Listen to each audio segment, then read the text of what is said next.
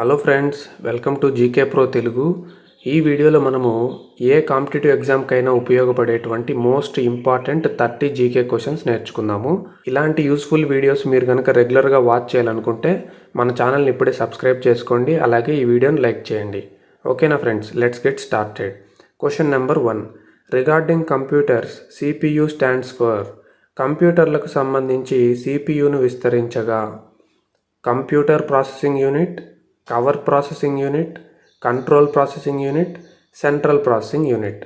దీనికి సరైన answer option D అండి, సెంట్రల్ ప్రాసెసింగ్ యూనిట్.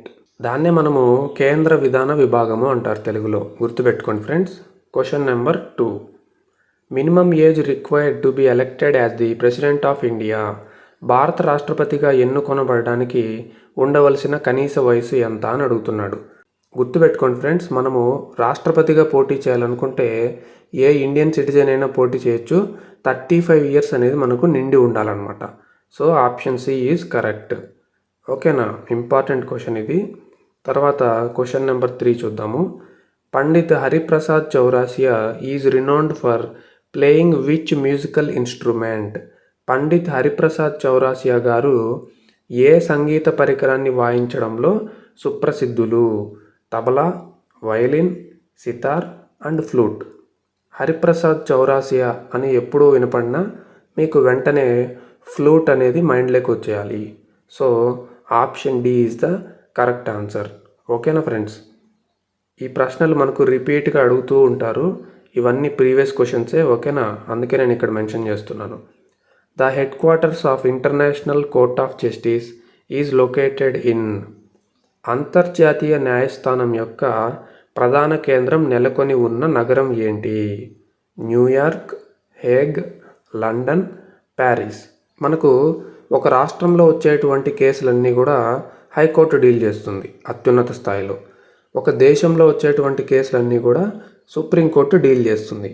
అలా కాకుండా దేశాల మధ్య, ఆర్గనైజేషన్స్ మధ్య ఏమైనా డిస్ప్యూట్స్ వస్తే దాన్ని డీల్ చేసేదే ఈ ఇంటర్నేషనల్ కోర్ట్ ఆఫ్ జస్టిస్ అనమాట. మనకు ది హేగ్ అనేటువంటి ఒక నగరం ఉంది నెదర్లాండ్స్లో. అక్కడే ఇంటర్నేషనల్ కోర్ట్ ఆఫ్ జస్టిస్ యొక్క హెడ్ క్వార్టర్స్ ఉంది. ఇప్పుడు మనము క్వశ్చన్ నెంబర్ 5 చూద్దాము. World population day is celebrated on అని అడుగుతున్నాడు. ప్రపంచ జనాభా దినమును జరుపుకునే తేదీ జూలై 11, డిసెంబర్ 1, జూన్ 5, ఏప్రిల్ 22. మనము ప్రతి సంవత్సరం కూడా జనాభా దినం అనేది జూలై 11న జరుపుకుంటాము. ఓకేనా, కాబట్టి ఆప్షన్ ఏ అనేది దీనికి సరైన సమాధానం. డిసెంబర్ 1 ఏం జరుపుకుంటామంటే ఫ్రెండ్స్, మనము ఎయిడ్స్ డే అనే దాన్ని జరుపుతాం ఇంటర్నేషనల్ లెవెల్లో. తర్వాత జూన్ 5 అంటే ఎన్విరాన్మెంట్ డే, పర్యావరణ దినోత్సవం. అలాగే ఏప్రిల్ 22ను ప్రపంచ ధరిత్రి దినోత్సవం అని జరుపుకుంటాం, అంటే వరల్డ్ ఎర్త్ డే.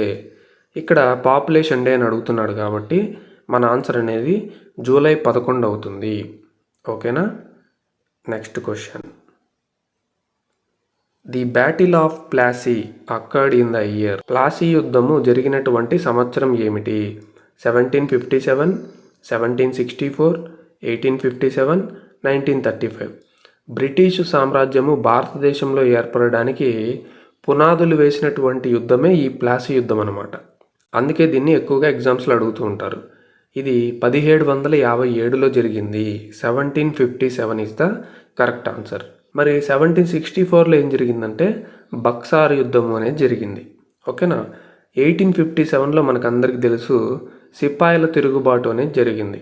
1935లో ఏ యుద్ధము కూడా మనకు జరగలేదు ఇండియన్ హిస్టరీకి సంబంధించి.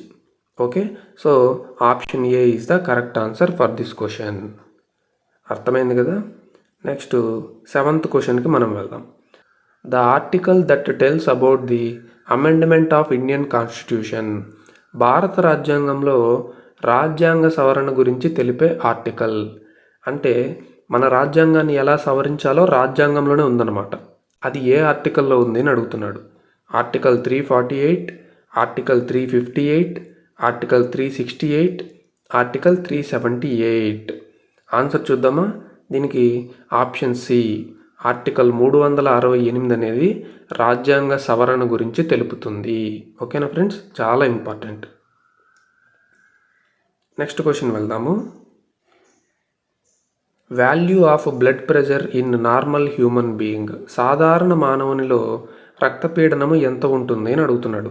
80/120, 100/120, 120/80, 140/100. మనకు నార్మల్ హ్యూమన్ బీయింగ్లో బీపీ ఎంత ఉంటుందంటే 120/80 mmHg ఉంటుంది. So option C is the correct answer for this question. Okay, now will go to 9th question.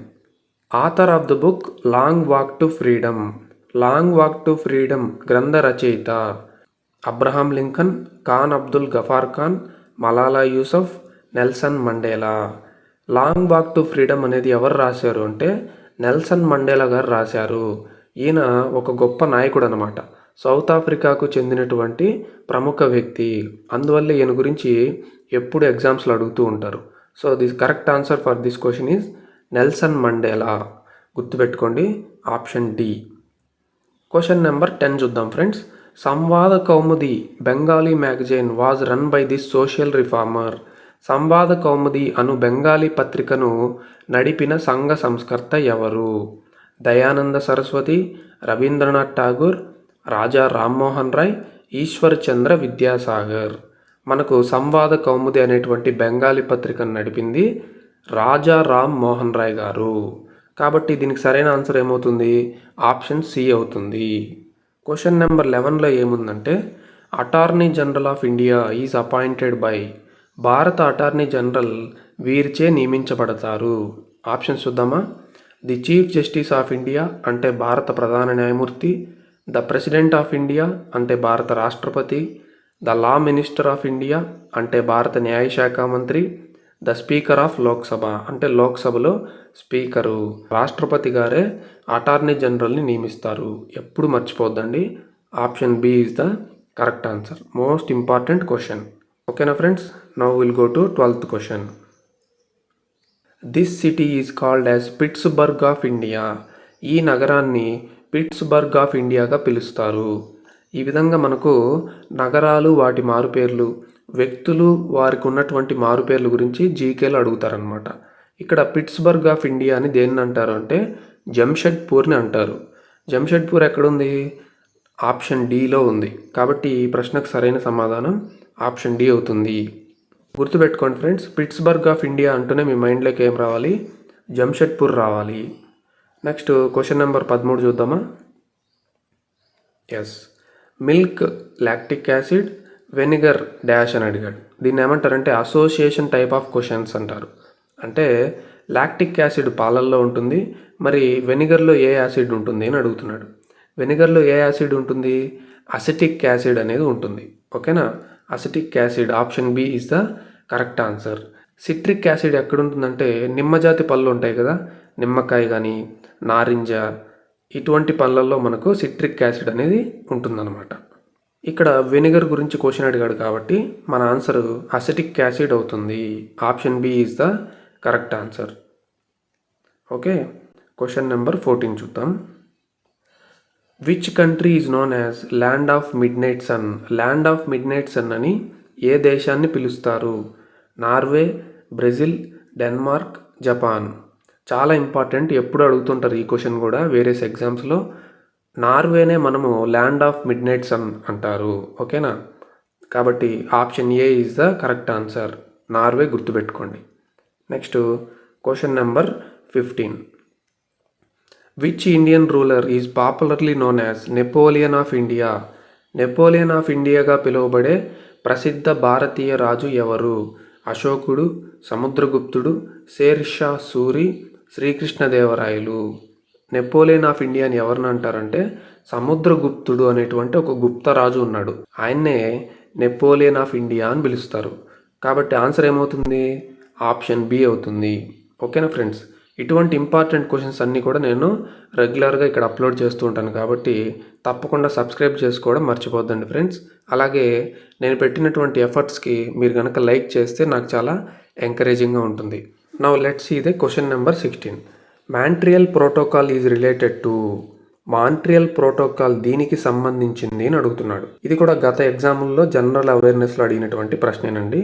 Eradication of poverty, defence, space research, environment protection. మన ఆన్సర్ ఏమవుతుందంటే పర్యావరణ పరిరక్షణ. Montreal protocol is related to environment protection అని గుర్తుపెట్టుకోవాలి. Option D is the correct answer. Okay, చాలా important question. ఇక్కడ మనం చూస్తున్నవన్నీ కూడా ఇంపార్టెంట్ క్వశ్చన్సే. Next question number 17. Father of Indian civil aviation. భారత పౌర విమానయాన పితామహుడుగా వీరిని పిలుస్తారు. Dhirubhai Ambani, BM Birla, Ramnath Goenka, JRD Tata. మనకు కరెక్ట్ ఆన్సర్ ఏంటి అంటే టాటా గారు. జేఆర్డి టాటానే father of Indian civil aviation అని పిలుస్తారు, ఆయన చేసినటువంటి కృషికి గాను. ఓకేనా friends? Now will go to question number 18. ఇక్కడ స్క్రీన్ మీద చూడండి. Shanti Swarup Bhatnagar prize is awarded to. Shanti Swarup Bhatnagar award వీరికి ఇస్తారు. Young scientists for promoting science and technology, young writers in Indian languages, young social workers, young players అని మనకు 4 ఆప్షన్లు ఇచ్చారు. ఆప్షన్ ఏ ఏంటి అంటే యువ శాస్త్రవేత్తలు, ఎవరైతే సైన్స్ అండ్ టెక్నాలజీ ఫీల్డ్లో బాగా కృషి చేస్తున్నారో వాళ్ళకి ఇస్తారు అని చెప్తున్నాడు. ఆప్షన్ బి కవులకి ఇస్తారు, భాషల్లో కృషి చేసినటువంటి కవులకి ఇస్తారు అని చెప్తున్నాడు. ఆప్షన్ సి సామాజిక సేవ సోషల్ వర్కర్స్కి ఇస్తారని చెప్తున్నాడు. ఆప్షన్ డి క్రీడాకారులకు ఇస్తారు అని చెప్తున్నాడు. కరెక్ట్ ఆన్సర్ ఏంటి అంటే ఆప్షన్ ఏ అండి. శాంతి స్వరూప్ భట్నాగర్ అనేటువంటి అవార్డు మనకు సైన్స్ రంగంలో ఇస్తారు, గుర్తుపెట్టుకోండి. అర్థమైంది కదా friends? Option A is the correct answer. ఇప్పుడు మనము క్వశ్చన్ నెంబర్ 19 చూద్దాం. Yes, who is called as the father of Indian space programme. భారతీయ అంతరిక్ష పరిశోధన పితామహుడిగా ఎవరిని పిలుస్తారు అని అడుగుతున్నాడు. UR Rao, APJ Abdul Kalam, Vikram Sarabhai, Homi Jehangir Bhabha. గుర్తుపెట్టుకోండి, ఇండియన్ స్పేస్ ప్రోగ్రామ్కి పితామహుడు ఎవరు అంటే Vikram Sarabhai. Option C is the correct answer. ఓకేనా? Let's go to question number 20. The chairman of advisory committee on fundamental rights of the constituent assembly. భారత రాజ్యాంగ సభలో కొన్ని కమిటీలు ఉన్నాయి. ఆ కమిటీల్లో ప్రాథమిక హక్కుల కమిటీకి చైర్మన్గా ఎవరు వ్యవహరించారు అని అడుగుతున్నాడు. జవహర్లాల్ నెహ్రూ గారు, వల్లభాయ్ పటేల్ గారు, బిఎన్ రావు గారు, బిఆర్ అంబేద్కర్ గారు. సరైనటువంటి ఆన్సర్ వల్లభాయ్ పటేల్ గారు. ఓకేనా? సర్దార్ వల్లభాయ్ పటేల్ గారే ప్రాథమిక హక్కుల కమిటీకి రాజ్యాంగ సభలో అధ్యక్షులుగా వ్యవహరించారు. ఇప్పటికి చాలాసార్లు ఈ క్వశ్చన్ అడిగారు, మళ్ళీ అడుగుతారు, గుర్తుపెట్టుకోండి. Option B is the correct answer. ఓకేనా? క్వశ్చన్ నెంబర్ 21 చూద్దాం ఇప్పుడు. భారతదేశంలో తొలి మహిళా ముఖ్యమంత్రి ఎవరు? సరోజినీ నాయుడు, జయంతి పట్నాయక్, సుచేతా కృపలాని, అవని చతుర్వేది. దీనికి కరెక్ట్ ఆన్సర్ ఏంటి? సుచేతా కృపలాని గారు భారతదేశంలో మొట్టమొదటి మహిళా ముఖ్యమంత్రి, the first chief minister in India. Option C is the correct answer. ఓకేనా? Question number 22. Yes, the defence research and development organisation has its headquarters. ఇక్కడ నేను ఫుల్ ఫామ్ ఎందుకు రాశానంటే ఒకసారి డిఆర్డిఓ అని ఇచ్చేసి ఫుల్ ఫామ్ కూడా అడుగుతాడనమాట. అప్పుడు మీకు ఉపయోగపడుతుందని నేను ఇక్కడ క్వశ్చన్లో ఫుల్ ఫామ్ అనేది మెన్షన్ చేశాను. చూడండి, డిఆర్డిఓ అంటే defence research and development organisation. ఇది మన భారత డిఫెన్స్ మినిస్ట్రీ అంటే రక్షణ రంగంలో ఒక ముఖ్యమైనటువంటి వ్యవస్థ అన్నమాట. దీనికి హెడ్ క్వార్టర్స్ ఎక్కడ ఉంది అని అడుగుతున్నాడు. హైదరాబాద్, డెహ్రాడూన్, న్యూఢిల్లీ, ముంబై. కరెక్ట్ ఆన్సర్ ఏంటంటే New Delhi. Next question friends, question number 23. Spiritual guru of Chhatrapati Shivaji Maharaj. Chhatrapati Shivaji యొక్క ఆధ్యాత్మిక గురువు ఎవరు? సమర్థ రామదాస్, భక్త తుకారాం, చాణక్య, సద్గురు ప్రతాప్ సింగ్. చూడండి, చాలా మంచి క్వశ్చన్ ఇది, చాలా ఇంపార్టెంట్ క్వశ్చను. ఛత్రపతి శివాజీ గారికి ఆధ్యాత్మిక గురువు ఎవరు అంటే ఆప్షన్ ఏ సమర్థ రామదాస్ గారు. ఓకేనా? Yes, option A. Question number 24 చూద్దామా ఇప్పుడు. Indian National Congress INC was established in the year. భారత జాతీయ కాంగ్రెస్ స్థాపించబడినటువంటి సంవత్సరం ఏంటి అని అడుగుతున్నాడు. Option A 1881, option B 1883, option C 1885, option D 1887. INC ఎప్పుడు ఫామ్ అయిందంటే 1885లో ముంబైలో ఫామ్ అయింది. నెక్స్ట్ క్వశ్చన్ నెంబర్ 25 చూద్దాము. Yes, which amendment to Indian constitution is known as mini constitution? Mini రాజ్యాంగం అని ఏ రాజ్యాంగ సవరణను పిలుస్తారు? 38th, 42nd, 40th, 61st. సరైనటువంటి ఆన్సరు 42nd.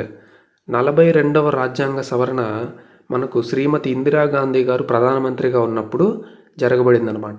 దానిలో ఎక్కువ అంశాలు ఉండడం వల్ల మినీ కాన్స్టిట్యూషన్ అనే పేరు దానికి వచ్చింది. 42వ రాజ్యాంగ సవరణ చాలా చాలా important. So option B is the correct answer. Question number 26 చూద్దామా. ఇది కెమిస్ట్రీకి సంబంధించినటువంటి ప్రశ్న. Which among the following is called as laughing gas? Laughing gas అని పిలువబడే వాయువు ఏంటి? Option A nitric acid, option B carbon monoxide, option C nitrous oxide, option D carbon dioxide. మరి లాఫింగ్ గ్యాస్ అని దేన్ని అంటారో తెలుసా? నైట్రస్ ఆక్సైడ్ అంటారు. నైట్రిక్ ఆక్సైడ్ కాదు, నైట్రస్ ఆక్సైడ్. రెండు వేరు వేరు. కాబట్టి ఆప్షన్ సి అని జాగ్రత్తగా గుర్తుపెట్టుకోండి. Longest see beach in India is? భారతదేశంలో పొడవైన బీచ్ ఏంటి అని అడుగుతున్నాడు. ఆప్షన్ ఏ కోల్వా బీచ్, గోవాలో ఉంటుంది. ఆప్షన్ బి రామకృష్ణ బీచ్, దీన్ని ఆర్కే బీచ్ అంటాం, విశాఖపట్నంలో ఉంటుంది. Option C Marina beach, Chennai. Option D Juhu beach, Mumbai. ఇండియాలోనే అతి పొడవైన బీచ్ ఏది అంటే option C Marina beach, Chennai. ఓకేనా? చూడండి ఎంత మంచి క్వశ్చన్ ఇది, చాలా ఇంపార్టెంట్ క్వశ్చన్. క్వశ్చన్ నెంబర్ 28కి వెళ్దామా ఇప్పుడు. జై జవాన్, జై కిసాన్, జై విజ్ఞాన్ ఈ నినాదాన్ని ఎవరు ఇచ్చారు అని అడిగాడు. జై జవాన్, జై కిసాన్, జై విజ్ఞాన్ slogan was given by Narendra Modi, Lal Bahadur Shastri, Rajiv Gandhi, Atal Bihari Vajpayee. దీనికి కరెక్ట్ ఆన్సర్ అటల్ బిహారీ వాజ్పేయి గారు. జై జవాన్, జై కిసాన్, జై విజ్ఞాన్ అనే నినాదాన్ని వారు ఇచ్చారు. So option D is correct. Question number 29 చూద్దాం. ఇది కూడా మనకు ఎగ్జామ్స్లో అడిగారు చాలాసార్లు. Chemical that is used in artificial raining mechanism. కృత్రిమ వర్షాలు కురిపించడానికి వాడే రసాయనం ఏంటి? Magnolia, silver iodide, calcium phosphate, hydrogen peroxide. దీనికి ఆన్సరు సిల్వర్ అయోడైడ్. సిల్వర్ అయోడైడ్ను ఉపయోగించి మనము కృత్రిమ మేఘాలను సృష్టించే పనిని చేయవచ్చు. So B is correct. ఓకేనా ఫ్రెండ్స్?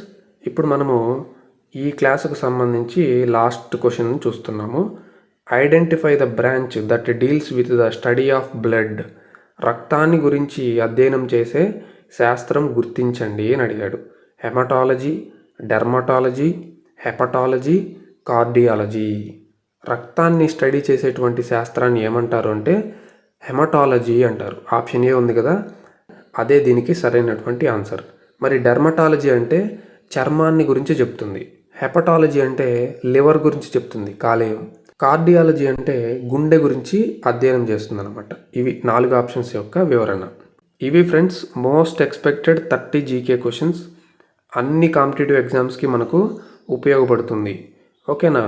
ఇప్పుడు నేను మీకోసం ఒక ఎక్సర్సైజ్ క్వశ్చన్ అనేది తయారు చేశాను, చూడండి. The battle of Talikota witnessed the fall of this great empire. Talikota యుద్ధము ఈ క్రింది గొప్ప సామ్రాజ్య పతనానికి సాక్ష్యముగా చరిత్రలో నిలిచింది. Option A Kakatiya empire, option B Chola empire, option C Mughal empire, option D Vijayanagara empire. ఓకేనా? ఈ ఇన్ఫర్మేషన్ ఖచ్చితంగా మనకు తెలిసి ఉండాలి.